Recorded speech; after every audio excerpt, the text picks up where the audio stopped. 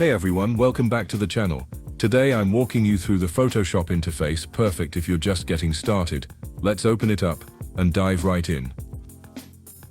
Now, let's talk about this top section, the menu bar. Think of it like your command center. You'll find everything from creating new files to editing, selecting, and even advanced options like filters and 3D tools. We'll explore these in later videos, but just know this bar is your best friend. Alright, over here we've got two big buttons, Create New and Open.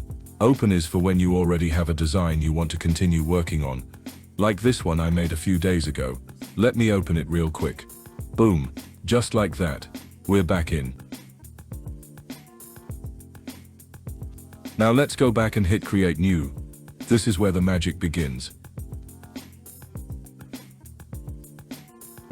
Photoshop gives us some presets here, like save templates, photo sizes, print formats, and more. For this video, I'm going with a 4 size, which is perfect for documents and flyers. I'll name the file Intro My First Designs. Always good to name your work so you don't get lost later. Now down here we can customize a lot. Width and height. You can switch between inches, pixels, or centimeters depending on your project.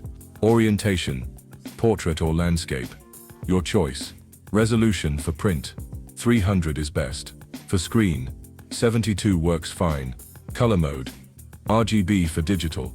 CMYK for print. So that's a quick tour of starting your first project in Photoshop. In the next video we'll break down the toolbar and layers. Trust me, it gets exciting from here. Don't forget to like, subscribe, and drop a comment if you found this helpful. See you in the next one.